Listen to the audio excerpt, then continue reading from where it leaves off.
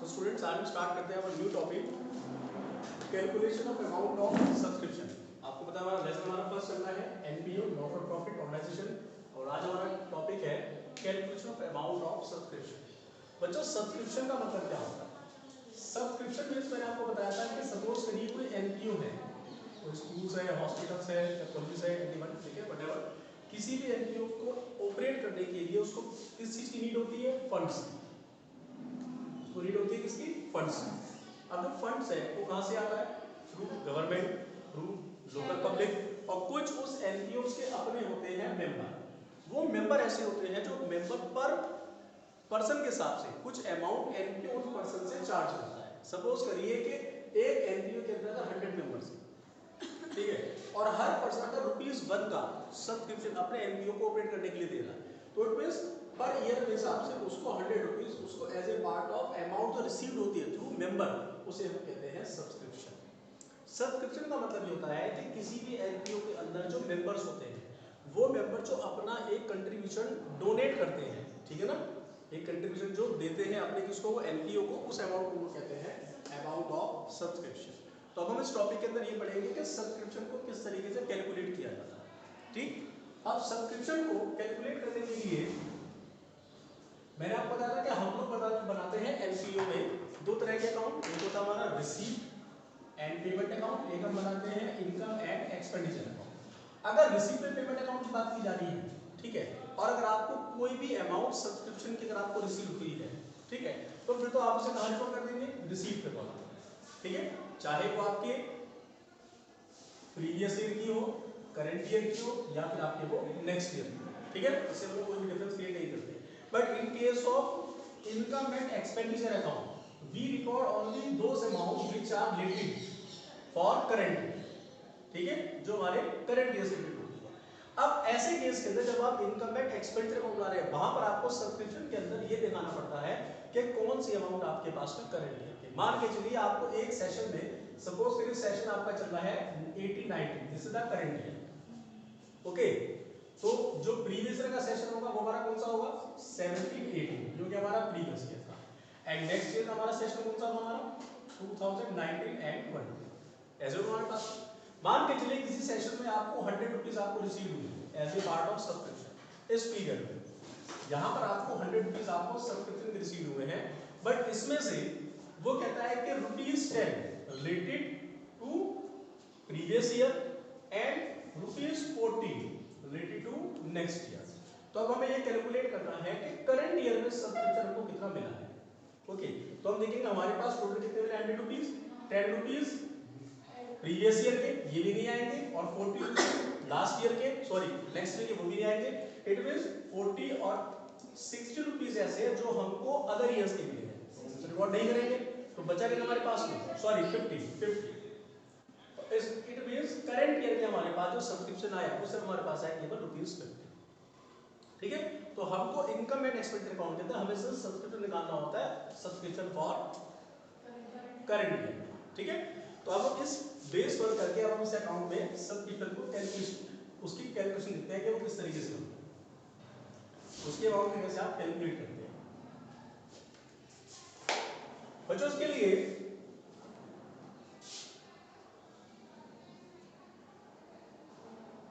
सबसे पहले आप लिखेंगे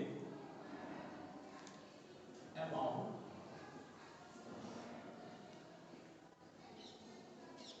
रिसीव्ड ड्यूरिंग द ईयर। कितने अमाउंट आपको किसी पीरियड में रिसीव हुई, जिस पीरियड के लिए आप अकाउंट बना रहे हैं, आपको टोटल कितने अमाउंट आपको रिसीव हुई है सब्सक्रिप्शन। अब आप उसमें ऐड करोगे, कुछ चीजें ऐड होंगी और कुछ चीजें होंगी हमारी लेस। अब एक बात सुनो, हमारे पास बच्चों एक तो होगा आउटस्टैंडिंग और एक हमारे पास में होगा प्रीपेड, सॉरी प्रीपेड एडवांस। एक हमारे पास में होगा आउटस्टैंडिंग और एक हमारे पास में होगा एडवांस, एडवांस रिसीव। जब हम लोग सब्सक्रिप्शन की कैलकुलेशन करेंगे तो हमारे पास एडजस्टमेंट केवल दो टाइप के होंगे। एक हो गया पास में आउटस्टैंडिंग और एक हमारे पास में होगी एडवांस रिसीव। अब यहाँ पर दो चीज होंगी हमारे पास, एक होगा हमारे पास में करंट ईयर, एक होगा प्रीवियस ईयर, एक होगा हमारे पास में नेक्स्ट। ओके, इसी तरीके से एडवांस में यहाँ पे हमारे पास में करंट ईयर, प्रीवियस ईयर और आपका ये नेक्स्ट। ठीक है, क्लियर। ध्यान रखना बच्चों, अगर आपको आउटस्टैंडिंग फॉर करंट ईयर की है, अगर आउटस्टैंडिंग करंट ईयर की है तो हम इसे क्या करेंगे, प्लस। आउटस्टैंडिंग करंट ईयर का मतलब ये होता है कि जिस पीरियड में आप अकाउंट बना रहे हैं उस पीरियड में कोई अमाउंट आपको सब्सक्रिप्शन की मिलनी थी बट आपको नहीं मिल पाई, वो बेशक से आपको अगले साल मिले, नेक्स्ट ईयर में कोई अमाउंट आपको रिसीव होगी, बट वो अमाउंट रिलेटेड टू उस ईयर के हमारे करंट ईयर की। इसीलिए आपको अगर कोई आउटस्टैंडिंग करंट ईयर की, आउटस्टैंडिंग मतलब क्या होता है, अमाउंट ड्यू टू पे और रिसीव, ठीक है ना। अब आपके पास कोई आउटस्टैंडिंग अगर आपके पास में करंट ईयर की है, ठीक है, ऐसे स्थान में चलो बताओ आउटस्टैंडिंग, अगर आपके पास में कोई आउटस्टैंडिंग अमाउंट अगर आपके पास में करंट ईयर के तो उसे क्या करेंगे, प्लस। लेकिन अगर आपके पास कोई आउटस्टैंडिंग प्रीवियस ईयर की है तो उसे क्या करेंगे आप, माइनस। ठीक, क्यों, नेक्स्ट ईयर का इसमें कोई भी क्वेश्चन नहीं होता। एक बात बताओ, आउटस्टैंडिंग प्रीवियस ईयर का मतलब ये होता है कि लास्ट ईयर में आपको कोई आउटस्टैंडिंग अमाउंट थी सब्सक्रिप्शन जो आपको मिलनी थी, वो लास्ट ईयर में नहीं मिल पाई। अगर वो अमाउंट आपको करंट ईयर में मिलती है तो क्या वो उस पीरियड की है, या तो लास्ट ईयर की ना हो, तो उसे क्या करेंगे, लेस। करंट ईयर निकालने के लिए आप प्रीवियस ईयर के अमाउंट को माइनस करें, क्योंकि हम लोग इनकम एंड एक्सपेंडिचर में हम केवल अमाउंट निकालते हैं ओनली फॉर करंट ईयर, ठीक है ना। अब करंट ईयर में हम लोग देखेंगे, करंट ईयर में अगर आपके पास कोई अमाउंट इसी साल की आउटस्टैंडिंग है जो अभी नहीं मिल पाई है, वो आपको मिलेगी नेक्स्ट ईयर, लेकिन नेक्स्ट ईयर अमाउंट होगी वो रिलेटेड टू करंट ईयर से, तो आप उसे क्या करेंगे, हम उसे ऐड करेंगे। लेकिन अगर आपके पास इस साल कोई अमाउंट लास्ट ईयर की थी, लास्ट ईयर आपको अमाउंट मिली थी, वो आपको नहीं मिल पाई, आपको इस बार मिल जाएगी वो। अगर इस बार कोई अमाउंट आपको रिसीव भी होती है बट वो amount related for previous year, तो क्या करेंगे उसे, वो लेस करेंगे। ठीक है, तो ध्यान रखना, आउटस्टैंडिंग अगर आपके पास में कोई करंट ईयर की है तो प्लस, प्रीवियस ईयर के तो है माइनस। नेक्स्ट ईयर इसमें कोई भी क्वेश्चन नहीं होता, ठीक है, कोई क्वेश्चन नहीं बनेगा। अब आते हैं आपकी एडवांस। कभी कभी ऐसा होता है आपको एडवांस भी मिल जाता है, ठीक है। अब मान के चलिए आप, ये सेशन चल रहा है करंट ईयर, ठीक है, करंट ईयर में आपको एडवांस मिल गया। करंट ईयर में जो एडवांस मिलेगा, एडवांस मतलब होता है करंट ईयर के लास्ट में, ठीक है। हमारा जो सेशन हमारा होता है 1 अप्रैल टू 31 मार्च, ठीक है। सपोज करिए ये आपका करंट ईयर है, इस करंट ईयर में यहां पर जो आपको एडवांस मिलेगा, एडवांस रिसीव जो आपको यहां पर एडवांस मिल रहा है, ये एडवांस आपका होगा आपका नेक्स्ट ईयर के लिए। कुछ लोग ऐसे भी तो होते हैं, एडवांस आपको, उन्होंने आपको सब्सक्रिप्शन एडवांस में पे कर दिया ना। जब एडवांस में आपको सब्सक्रिप्शन मिला है बट वो सब्सक्रिप्शन आपको 31 मार्च में मिला है, it means end of the current year, तो ये सब्सक्रिप्शन आपका कहां का होगा, ये नेक्स्ट ईयर के लिए, ठीक है। तो हम इसे क्या करेंगे, अगर आपको एडवांस रिसीव हुआ है करंट ईयर में फॉर नेक्स्ट ईयर, यहां लिख देता हूं मैं, फॉर नेक्स्ट ईयर, तो अब आप इसे क्या करेंगे, लेस। क्या करेंगे आप इसे, लेस, क्योंकि ये एडवांस आपका मिला इस पीरियड में but related to next year, clear.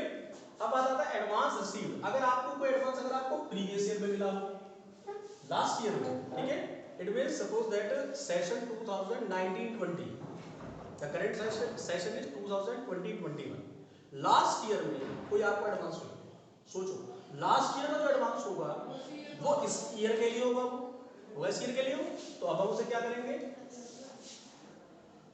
For current year के लिए, अब आप उसे क्या करेंगे, प्लस करेंगे, ठीक है, क्लियर। इट मींस अगर आपको एडवांस रिसीव हुआ है, advance received in current year, advance received in current year but related for next year, ठीक है, तो उसे क्या करेंगे, less. But advance received in previous year but related for current year, तो आपसे क्या करते हैं, आपसे वो प्लस, ठीक है। नेक्स्ट ईयर की यहां पर कोई भी कंडीशन नहीं है, क्योंकि नेक्स्ट ईयर की कंडीशन आपको यहीं पर ही आ जाएगी, क्लियर। तो बच्चों आपके पास जो एडजस्टमेंट है सिर्फ आपके पास में 2 टाइप्स की होंगी, आउटस्टैंडिंग और एक होगा आपके पास में एडवांस।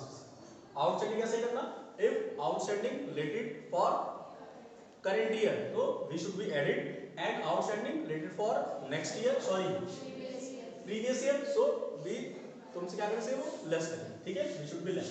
एंड एडवांस केस के अंदर अगर आपके पास में प्रीवियस ईयर का मिला है but related for current year, so it should be added.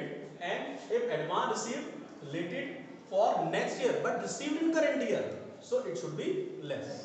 क्या करेंगे उससे वो लेस करेंगे, ठीक। इस तरीके से कैलकुलेशन करने के बाद में जो आपकी अमाउंट निकल के आएगी, जो भी अमाउंट आप लोगों की फाइंड आउट होगी, this is the amount received subscription for current year, ये आपके पास आ जाएगा सब्सक्रिप्शन फॉर करंट। जो भी आपका रिजल्ट आया यहां से इस अमाउंट को एड लेस करने के बाद जो भी आपका अमाउंट निकल के आएगा, ठीक है, amount is amount for current year.